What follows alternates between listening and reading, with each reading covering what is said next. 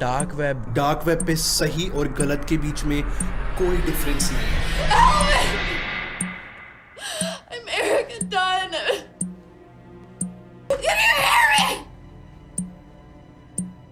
आज की ये केस स्टडी है डार्क वेब के ऊपर होने वाली तमाम जराइम के बादशाह the darkest monster of the dark web mister Peter स्कली के बारे में है।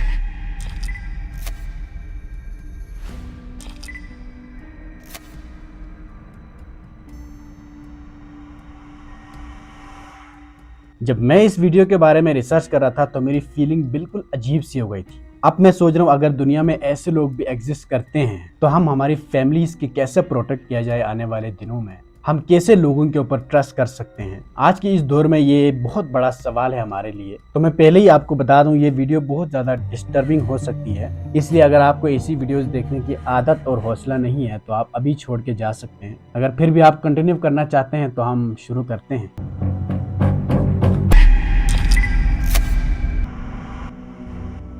तो दो लड़कियां थी, एक का नाम था एंजल और दूसरे का नाम था लवली। इन दोनों लड़कियों का एक बॉस था। बॉस तो हम नहीं कह सकते हैं या बॉयफ्रेंड भी नहीं कह सकते हैं, बल्कि हम मास्टर का लफ्ज इस्तेमाल कर सकते हैं, क्योंकि डार्क वेब की हिस्ट्री में भी इस बंदे के लिए मास्टर का लफ्ज इस्तेमाल किया है। तो इन दोनों लड़कियों की मास्टर का नाम था पीटर स्कली। इस मास्टर ने एक दिन इन दोनों लड़कियों से कहने लगा कि हम कहीं शिफ्ट हो रहे हैं, वहां पे जाकर हम एक नया बिजनेस शुरू करेंगे। और जहाँ पे ये लोग शिफ्ट होना चाह रहे थे उस जगह का नाम था मालाबली, जो कि फिलीपीन की एक सिटी है। वहां पे शिफ्ट होकर ये तीनों एक बिजनेस करना चाह रहे थे, लेकिन इन दोनों लड़कियों को आइडिया ही नहीं था कि ये बिजनेस डार्क वेब की हिस्ट्री में सबसे ज्यादा डार्क और डिस्टर्बिंग होने वाली है। ये केस स्टडी शुरू करने से पहले अगर आपको डार्क वेब के बारे में मालूमात नहीं है, डार्क वेब क्या चीज़ है, वहाँ पे कैसे लोग होते हैं और लोग क्यों होते हैं, क्या कर रहे होते हैं, इन सब चीज़ों के बारे में अगर आपको आइडिया नहीं है तो आप मेरी पिछली वीडियो देख सकते हैं, जिसमें मैंने डिटेलली बताया है कि डार्क वेब क्या चीज़ है और वहाँ पे क्या हो रहा होता है। अगर आप पिछली वीडियो न भी देखते हैं तो ये वीडियो देखकर आपको बखूबी अंदाजा हो जाएगा कि डार्क वेब क्या चीज़ है। पीटर स्कली मेलबोर्न ऑस्ट्रेलिया में पैदा हुए थे 13 जनवरी 1963 को। शुरू से ही पीटर स्कली की हरकतें बिल्कुल अजीब थी। एक नॉर्मल इंसान की तरफ बिहेव नहीं करता था। ये बात उनके अड़ोस पड़ोस में रहने वाले लोगों को बखूबी अंदाजा हो गया था कि पीटर स्कली एक नॉर्मल इंसान नहीं है। इसकी फीलिंग नॉर्मल इंसान से बिल्कुल मुख्तलिफ है। लेकिन किसी ने भी पीटर स्कली के बारे में कोई कंप्लेन नहीं की थी, लेकिन सबको ये फीलिंग थी कि पीटर कोई जरूर गड़बड़ इंसान है।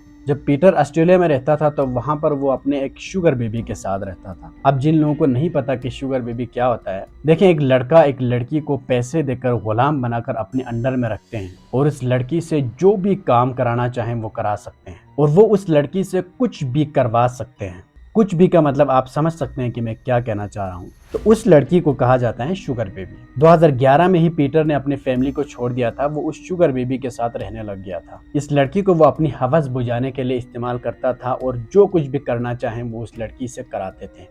उसी लड़की को वो एज ए गर्लफ्रेंड भी यूज करता था। उसी लड़की के ऊपर वो टॉर्चर भी करता था, मतलब जो भी करना चाहे वो कर रहा था। इसलिए वो अपनी जिंदगी इस शुगर बेबी के साथ खुशी खुशी गुजार रहा था। वो अपने फैमिली, रिश्तेदार, किसी से भी राब्ते में नहीं था।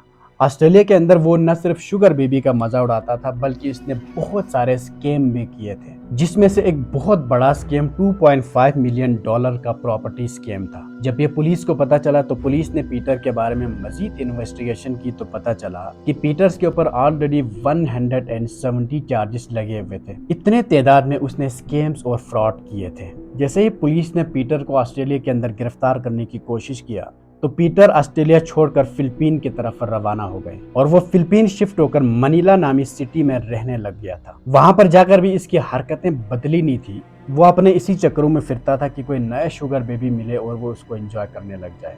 मजीद शुगर बेबीज की तलाश में वो फिर रहा था फिलीपींस के अंदर भी, और वहां पे वो मिलता है एक स्कॉट से जिसका नाम था कैरमिन। कैरमिन पहले पीटर को स्कॉट की सर्विस प्रोवाइड करती थी, लेकिन धीरे धीरे पीटर उसकी परमानेंट कस्टमर बन चुका था और टाइम गुजरने के साथ साथ कैरमिन को भी उसने पैसों की लालच देकर सेक्स और टॉर्चर के लिए इस्तेमाल करने लग गया था। और वक्त गुजरने के साथ साथ पीटर कैरमिन को भी बहुत ज्यादा टॉर्चर करने लगा था। वो अपनी हवस को बुझाने के लिए कैरमिन को मुख्तलिफ तरीकों से इस्तेमाल करने लग गया था। और इस तरह कर करके कैरमिन की भी हालत बहुत ज़्यादा ख़राब कर दी गई थी। पीटर ने बहुत ज़्यादा तशद्दुद करते थे, बहुत ज़्यादा तशद्दुद, जो कि मैं आपको अभी इस कैमरे पे नहीं बता सकता। बाकी आप समझ सकते हैं कि कोई जालिम इंसान अपनी हवस को बुझाने के लिए औरतों को किस तरह इस्तेमाल करते हैं। उससे 10 कदम आगे था ये पीटर स्कली। बहुत ज़्यादा तशद्दुद और टॉर्चर की वजह से कैरमिन की हालत बहुत ख़राब थी। वो मेंटली डिस्टर्ब हो चुकी थी और वो कंप्लीटली पीटर्स की एक स्लेव बन चुकी थी और पीटर और कैरमिन के दरमियान एक स्ट्रॉन्ग ट्रॉमा बाउंड बन चुका था।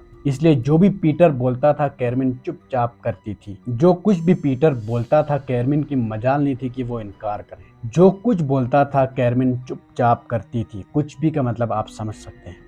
और आगे जाकर पीटर ने कैरमिन को एक निक नेम दिया था और वो निक नेम था एंजल। अब पीटर कैरमिन को एंजल के नाम से बुलाता था। पीटर एक ऐसा इंसान बन चुका था जिसकी हवस खत्म होने का कोई नाम ही नहीं ले रहा था और वक्त गुजरने के साथ साथ वो और भी लड़कियां तलाश करने लगे फिलिपीन के अंदर। लड़कियां तलाश करते करते उसे एक और लड़की मिल जाती है जिसका नाम था लेजल मार्गोलो, जिसको पीटर ने निक नेम दिया था लवली। इस तरह करते करते पीटर को 2 लड़कियां मिल चुकी थी तशद्दुद और टॉर्चर करने के लिए, लवली और एंजल। और इन दोनों लड़कियों के साथ पीटर का एक स्ट्रॉन्ग ट्रॉमा बॉन्ड बन चुका था। ये दोनों लड़कियां पीटर के गुलाम बन चुके थे और पीटर जो कुछ कहता था ये दोनों लड़कियां चुपचाप करती थी। पीटर के बारे में अगर आप सोचा जाए तो वो एक ऐसा इंसान था जिसकी हवस बुझने का नाम ही नहीं लेता था और उसके अंदर एक हुनर थी कि वो किसी भी लड़की को अपनी हवस का निशाना बनाने के लिए उसको काबू कर सकते थे पैसों की लालच देकर। और वो फिलिपीन के अंदर भी इन दोनों लड़कियों के साथ मजे उड़ाने लग गए थे। इन दोनों लड़कियों को टॉर्चर करते थे, तशद्दुद करते थे और सेक्सुअल एक्टिविटीज के लिए इस्तेमाल करते थे डिफरेंट एंगल से, जो हम नॉर्मल लोग इमेजिन भी नहीं कर सकते। एक दिन पीटर ने इन दोनों लड़कियों से कहा कि हम कहीं शिफ्ट हो रहे हैं, वहां पर जाकर हम एक नया बिजनेस शुरू करेंगे। और जहाँ पे ये लोग शिफ्ट होना चाह रहे थे उस जगह का नाम था मालाबली, जो कि फिलिपीन की एक सिटी है। वहां पर जाकर ये तीनों एक बिजनेस शुरू करना चाह रहे थे और उस टाइम इन दोनों लड़कियों को कोई अंदाजा ही नहीं था कि ये बिजनेस क्या होने वाला है। और पीटर को अच्छी तरह पता था कि वो क्या बिजनेस करना चाह रहे थे इन दोनों लड़कियों के साथ। दरअसल ये तीनों फिल्म्स बनाना चाह रहे थे। अब पीटर का तो पेशा ही था टॉर्चर करना, तशद्दुद करना लड़कियों के ऊपर। और वक्त गुजरने के साथ साथ उसे ये बात भी पता चल चुका था कि ऐसी फिल्में बनाकर बहुत से पैसे कमाया जा सकता है। और ये तीनों जिस टाइप के फिल्म बनाना चाह रहे थे वो फिल्म एक स्पेसिफिक कैटेगरी का था। डार्क वेब के ऊपर इस कैटेगरी को कहते हैं हार्डकोर। हार्डकोर की सही डिफिनेशन हमने ली है इस बुक से, द डार्केस्ट वेब। और ये डिफिनेशन पढ़ने में ही बहुत ज़्यादा डिस्टर्बिंग है, जो कि आप स्क्रीन पर पढ़ सकते हैं।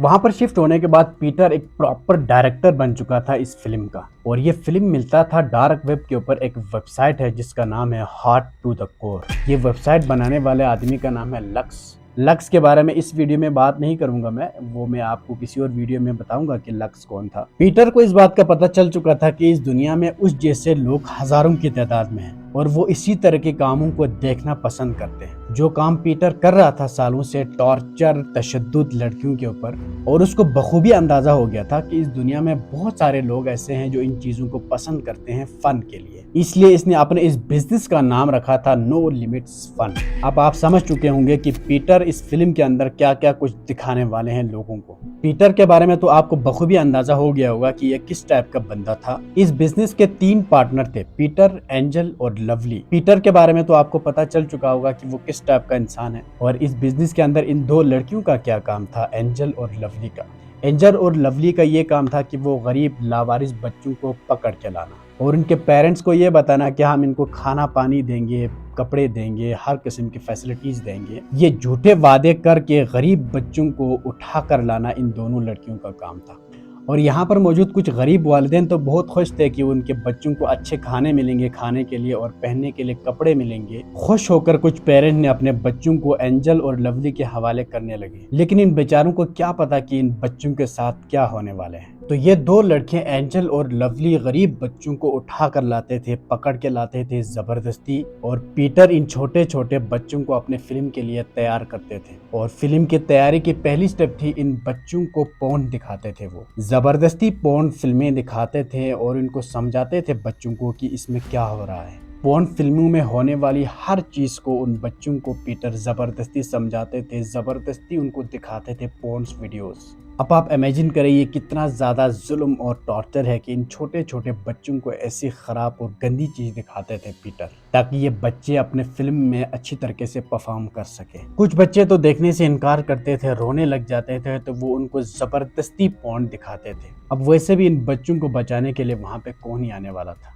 और इन bच्चों में से दो बच्चियां ऐसे थी जिनमें से एक की उम्र थी 9 साल और दूसरे की उम्र थी 12 साल। और इन दो बच्चियों को भी, जिनमें से एक की उम्र 9 साल थी और दूसरे की उम्र 12 साल थी, ये स्टोरी तकरीबन है 2012 की। इन दोनों को तकरीबन 5 दिन तक टॉर्चर करता रहा पीटर। अब इन बच्चियों की पेरेंट्स ने तो ये सोचकर अपने बच्चों को एंजल और लवली के हवाले किया था ताकि उनके बच्चों को अच्छे खाने मिले, पहनने को अच्छे कपड़े मिले। लेकिन इन बेचारों को क्या पता कि इनके बच्चियों के साथ क्या कर रहे हैं ये लोग। इन बेचारे गरीब पेरेंट्स को क्या पता कि इनके बच्चियों के साथ टॉर्चर किया जा रहा है और इनकी वीडियोस बनाई जा रही है, और इन वीडियोस को दुनिया भर के वहशी तरीन लोगों को डार्क वेब के ऊपर सेल किया जा रहा है। इन 5 दिनों में स्पेसिफिकली इन दो बच्चियों के साथ बहुत ज़्यादा टॉर्चर किया गया, जिनमें से एक की उम्र 9 साल थी और दूसरे की 12 साल थी। इनके ऊपर हर तरह की तशद्दुद करते थे पीटर, फिर उनकी वीडियोस बनाते थे। और टॉर्चर और तशद्दुद किस टाइप की है वो मैं ज़्यादा इस वीडियो में बता नहीं सकता। पीटर्स इन दो बच्चियों के ऊपर तशद्दुद करते थे, वो उनके साथ शावर लेते थे, इसी तरह के बहुत सारे गलीज काम करते थे पीटर, और उनकी वीडियोस भी साथ साथ बनाई जा रही थी।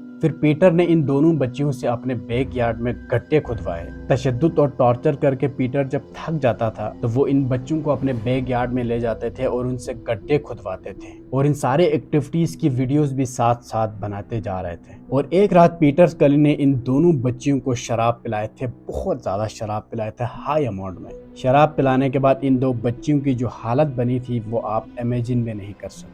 यहाँ पर मैं इस वीडियो को रोक रहा हूँ। इस कहानी की बकिया हिस्सा आपको पार्ट 2 बनाकर कल ही इसी चैनल के ऊपर अपलोड करूंगा, तो इस कहानी की बकिया हिस्सा आप कल देख सकते हैं इसी चैनल के ऊपर। अगर आपको ऐसे पुरस्कार वाकयात के बारे में जानना पसंद है तो नीचे सब्सक्राइब का बटन दबा दीजिएगा। अपना और अपने फैमिली का बहुत सारा ख्याल रखिएगा। आपसे मिलते हैं अगली वीडियो में, तब तक के लिए अल्लाह हाफिज।